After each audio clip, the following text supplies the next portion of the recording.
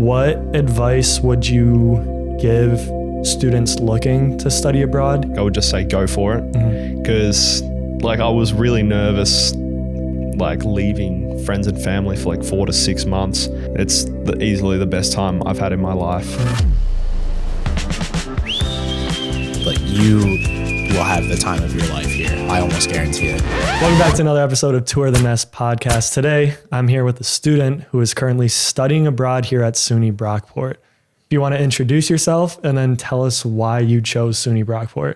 G'day, my name is Matt. I'm from Melbourne, Australia. I go to Swinburne University back home. So when I was selecting where to go, it was between here and San Francisco, but I've already been to the West Coast. So I wanted to come and see what it was like to go to the East Coast, but specifically a small town, get that kind of movie feel, American Pie or something like that. I started looking on social media and stuff like that. Did a lot of the YouTube walkthroughs and stuff like that. And then I came across this podcast and I saw Hunter talking. I was like, that's a devilishly handsome man talking. So just a lot of the stuff you were talking about really resonated with me, kind of helped that feeling of, I might end up feeling homesick, but there was a homesick podcast, I think, something like that. Yeah. That definitely helped me. So I ended up kind of choosing Brockport because of this. So yeah. So what are you currently studying here at SUNY Brockport? I'm doing criminal justice. Yeah. And then were you studying the same thing back home in Australia? Yeah. What's the goal with criminal justice? Well, when I was growing up, it sounds super cliche. It was always I wanted to help people. Yeah. But I was thinking maybe going the federal route. So kind of doing something in drug enforcement maybe. Okay. But I thought if I have a degree, then it'd be a lot better, rather than going state police or something like that. But I don't know, maybe forensics. I'm super interested in that too. So. Awesome. So what made you want to study abroad? Yeah, so I'd never really thought about it until one day my dad kind of came into the room and was just like, have you ever thought about going overseas? I'm like, nah, not really. Because I've always been kind of a homebody. Yeah. And he's like, you got 1 semester left. So if you're going to do it, start looking now. So I started looking at the process of going overseas September, October last year. And then when I submitted, I wanted to go to Brockport, I did that in December. And then in February, I found out I was going to go here. Yeah. So really my dad was the one who put the idea into my head. Yeah. So people who are going to be watching this podcast are going to hear that you said choosing between college in San Francisco and then choosing SUNY Brockport. Those are two completely different ideas, locations, sizes of colleges. And so why did you choose SUNY Brockport over a school in San Francisco? It is a great question. And it's one I was asked so many times before I left by all these kids back home. They're like, why would you go anywhere other than San Francisco? You got this awesome opportunity. I was like, I've been to the West Coast twice. The beaches are cool, but I was coming in the fall to winter semester, especially if I was in LA, it would be different. Yeah. But San Francisco gets super cold, and I've heard it's super depressing in the winter because of the cloud coverage and stuff like that. I do take that with a bit of grain of salt because it's going to be -10 here in winter. In a couple of weeks, yeah. Yeah, so I don't know, that was also a big factor actually because I've seen snow once in my life where I live because it never drops below 50 degrees. So I did really want to see snow, but I got a taste of the weather the last few days and I think I regret my decision a bit. You won't regret it, but it does get a little cold. What were your expectations coming into New York fall? I came here thinking fall, winter. So I was like, oh, it's going to be freezing. I was I thought as soon as I stepped off the plane, it was going to be snowing. Yeah. But obviously that's because I came from a climate which doesn't drop below 50 degrees. Right. Which is 12, 13 degrees Australian. So yeah, no, I thought it was going to be freezing, but then I got here and it was I think we even had a day that was in the 90s. Yeah. And I was this is ridiculous. Hot. Can we please get cold? Yeah. That was crazy. Are you excited for the cold and are you excited for the snow? I I'm excited to see snow until it gets to like maybe the second or third day. and then I'll be pretty over it, I think. Yeah. Okay. So you've never been skiing? I went skiing when I was like 5 years old. Okay. So I don't really remember much. It. Yeah. You've never sledding? Nah. Thrown a snowball before? No, I haven't. No. Really? Yeah. Well, hey, you're here. When are you heading back home? February, you said? Yeah, February. So hopefully you'll get enough snow, because the past couple winters here have been pretty light. So now that you've been in Brockport, you've been in the States, what would you say are some differences between the school systems back home? So like, what was college like back in Australia for you compared to how it is here at Brockport? Yeah, so college back home was dead. Yeah. Like we didn't have any on-campus like housing. So I lived off campus just in my home. Yeah. One of the bigger differences as well is we got like the Monday, Wednesday, Friday, and then the Tuesday, Thursday classes here. Yeah. Like back home, it's just like you'll have like one class on like a Friday, and then there'll be like lecture slides online or something like that. Really? So it's a lot less work, that's for sure. It's a lot more like a school here. Uh-huh. I also found it really weird seeing kids rock up to like a 3 p.m. class in slides and pajama pants.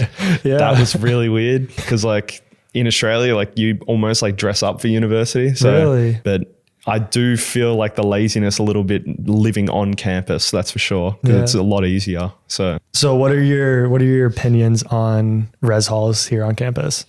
It's actually really cool. So I live in Eagle Hall, which is like the newest one. It's very much like living in a hotel. Yeah. Like I got my bed and then my roommate's bed, and then we got a bathroom, like shower in our dorm. Like I wasn't expecting getting like a hotel style room, that's for sure. Yeah. And so I'm assuming you didn't know your roommate coming into college. No, I didn't. It was just a random thing. How has that been, just living with a random American? Well, it's actually, I think I lucked out a lot with my roommate. He's really good. He's like really relaxed. I mean, we play golf together. We play golf with you. Yeah, actually. We did. Yeah. Yeah. He plays like PlayStation, stuff like that. Okay. So like every now and then we'll jump on college football and I'll whoop him. But yeah. So you guys don't have football over in Australia? Well, you have like football, which is very soccer. minimal. Yeah. Like American football, like no one plays. Yeah. But it's starting to get a bit bigger. Yeah. Yeah. I mean, I do like the fantasy. I play Madden, stuff like that. Okay. So you do play that over in Australia? Oh, yeah, I play the games. Yeah. Really? Yeah. So what's big over in Australia? Like, what do you guys do over there that's pretty common that we don't do here in the United States? Australian football. Yeah. Yeah. So that's our biggest sport. It's like NFL, but with like handballing. So it's like a different way of passing the ball rather than throwing. Is it rugby? Is that the other word for it or no? No, rugby's a different sport. Okay. Like every Australian will hate when someone says, "Oh, yeah, that's rugby." Oh God, look what I did. No, but like, yeah, they're two different sports, but like they're both like not really played in America, I don't think. Okay. So AFL's our biggest sport, and then probably basketball second. Yeah. Okay. Have you been able to cross anything off your bucket list since you've been here in the States? Yeah. So I mean, probably the first thing was I'd say like a college football game. Okay. So I did the Brockport game, and then my girlfriend and I, a couple of weeks later, we went to Ohio State and we watched that. That was crazy. Like there's 105,000 people there, which is more than I've ever been in. Then myself and two other German exchange students, we went to New York City for the weekend.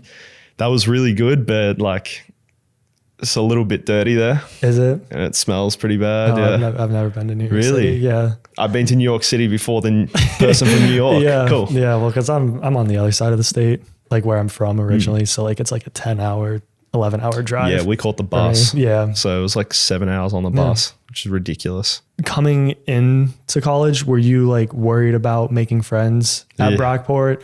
And how has that been? Yeah. So I would definitely say that was my biggest issue that I was like scared about. It's like 11,000 miles or like 16,000 kilometers away. So I knew nobody over here.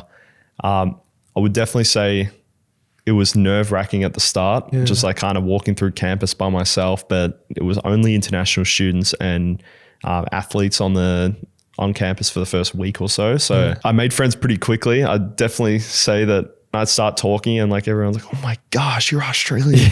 Like I've never met Nasi before. Yeah. So that was easy for me coming from Australia. I don't really know how it would be for other nations, but being Australian's a novelty here. Yeah, like it's all about the snakes and spiders and Steve-O and stuff like that. So yeah. And so like, did you do anything specific? Like when you got here, were you like, okay, I need to start talking to people in order to make friends, or did it just kind of come naturally to you? Nah, so usually I'm pretty reserved and like a little bit like nervous socializing, but I thought nobody knows me here. Yeah. So it was very much like a clean slate for me. Like it was a completely new start. So I was like, I'm just going to talk more, you know, like I'm in America in this little town in upstate New York, like, and I'm Australian. There's a very good chance that like 90% of the people here will never have met an Australian. Yeah. So like it made it really easy for me. Yeah. So what are some like adjustments you've had to make since you've come to the United States from a school perspective, but just in like an overall life perspective? Like school wise was like doing all these classes a week. You know, I was so used to just doing like 1 or 2 classes a week and then the rest were online. Another one just in general is like I have to talk a little bit slower for Americans because like sometimes my words will jumble together and they go, huh? There's a couple words as well where I'll actually have to do like the American pronunciation. What words? Like when I say like game, instead of saying like game.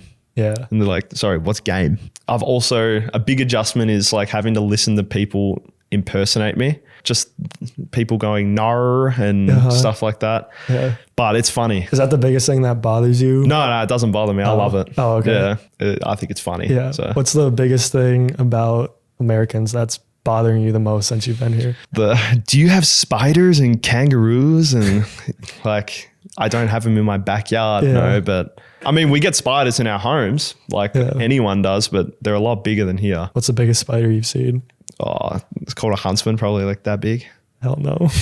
Yeah. You guys have the wandering spider over there? I don't know what that is. Oh, I've seen videos about the spider that's like the most deadliest spider. Really? Yeah, and it's in Australia apparently. That checks out. Yeah. All right, so the next thing we're going to do is I'm going to give you a phrase, like an American phrase that I want you to say in an American accent. Okay.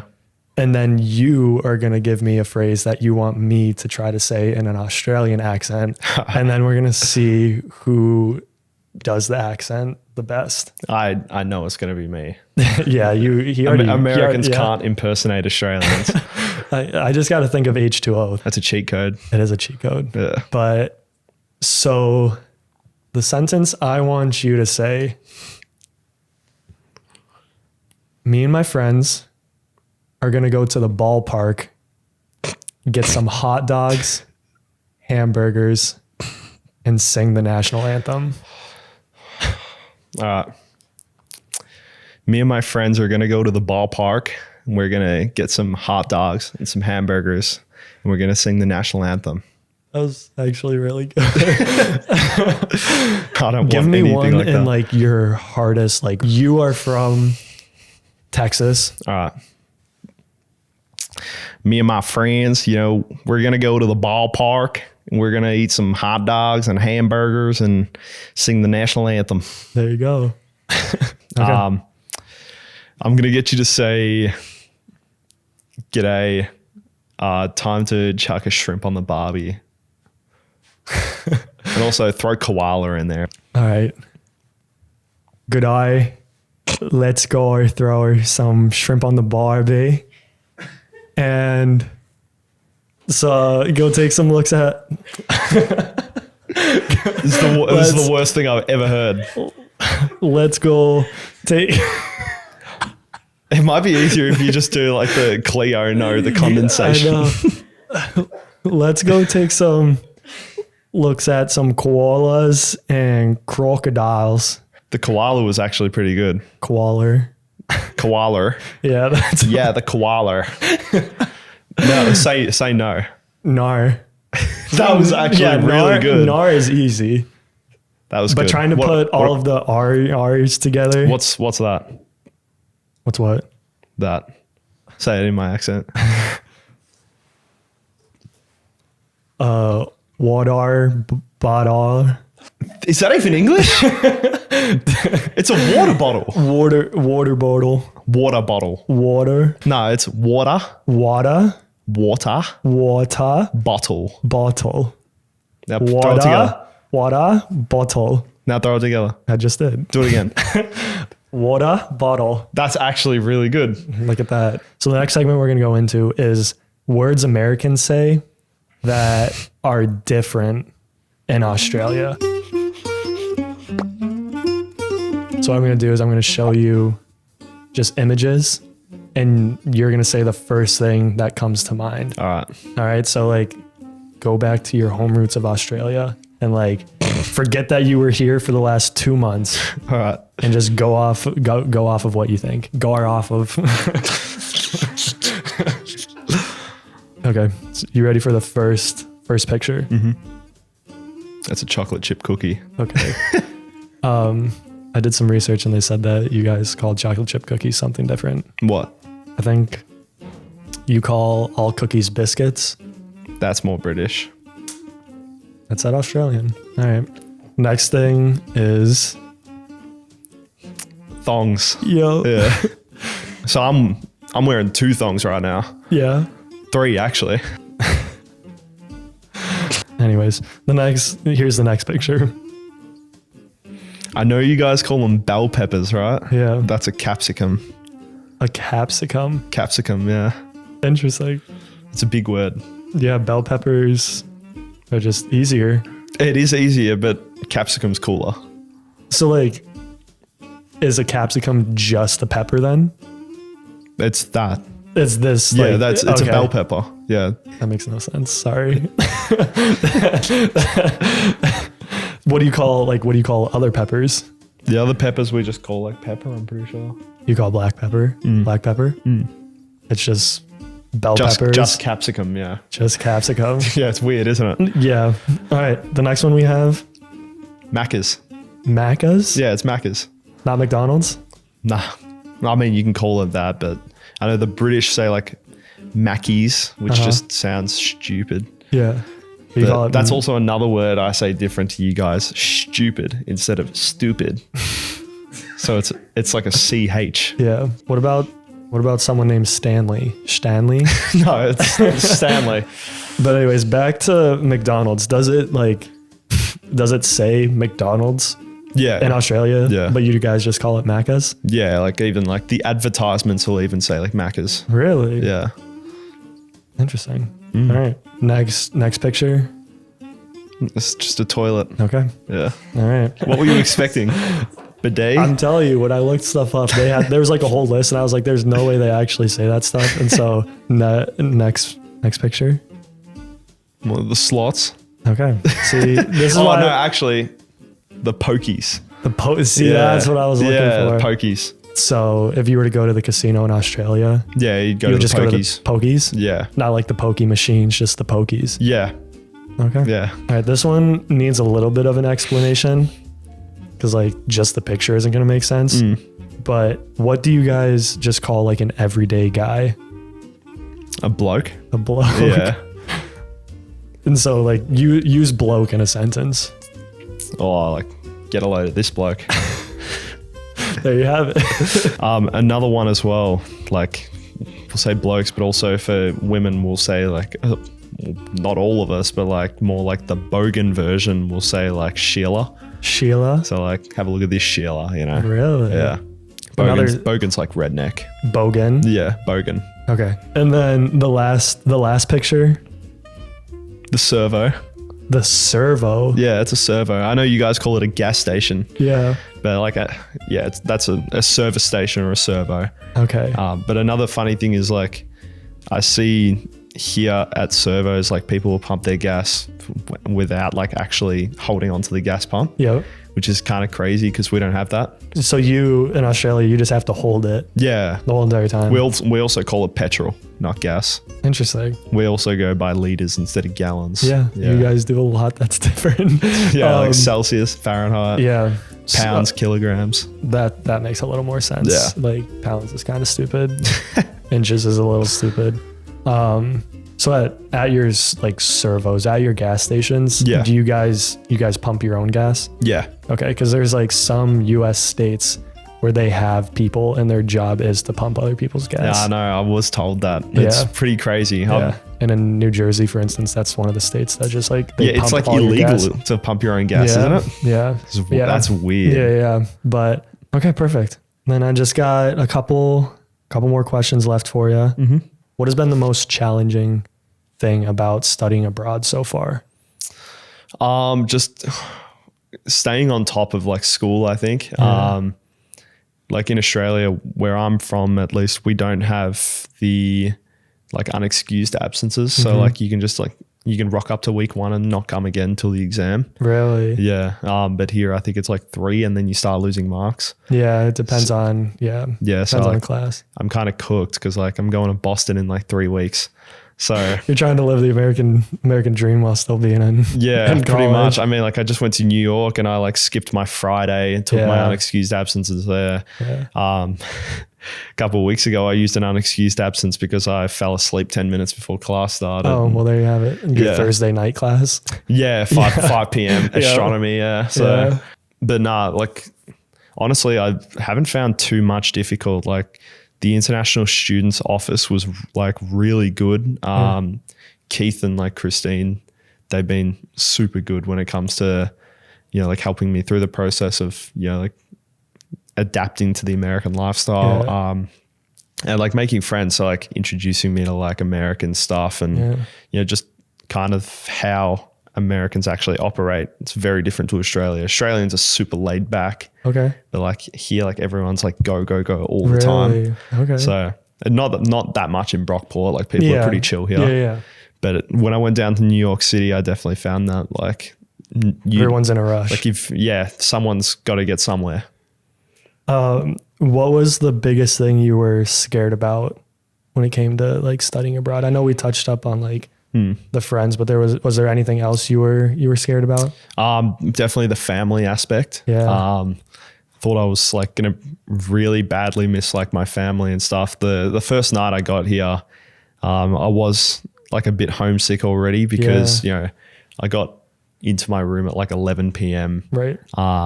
And I just flown for with like the stopovers and stuff, I'd flown for like 27 hours. Yeah. Explain that a little bit. Like your flight from Australia to San Francisco and then San Francisco to.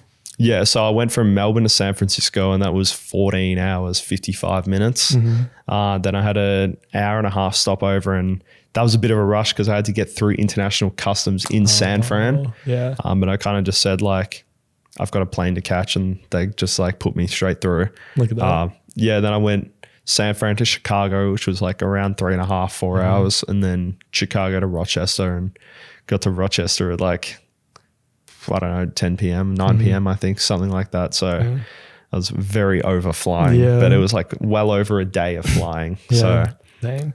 I had the middle seat the entire way as well. Yeah. Terrible. Oh my God. Terrible. God. I don't even know what you do on a 14-hour flight. Yeah, well, I was in the middle row of like the 1, 2, 3, and I was in the middle seat. So I had one person next to me on the left sleeping and one on the right sleeping. So I couldn't get out on either side. It's terrible. That's why I'm extending my stay. I'm like, I can't do that in another 2 months. No way. Oh my God. But yeah, so like the family aspect, what do you like? Obviously, do you talk to your family like quite frequently, FaceTime, like stuff like that? How are you kind of getting over the homesickness? Yeah, so I talk to like my family like every day. I'll call my mum or my dad or my brothers will call me. I think I feel a bit bad saying it, but I think they miss me a lot more than I miss them.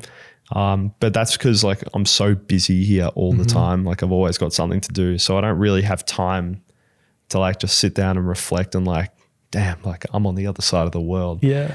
But I think it will get tougher when it gets colder, especially. And it'll be hot in Australia. And, my brother's birthday is coming up in December, then Christmas, then my brother's birthday in January and my mum's birthday in February. So I'm missing like everything. You're missing everything. Yeah, but that's all right. I've experienced 22 years of it. So I'm sure they can do 1 year without me. Yeah.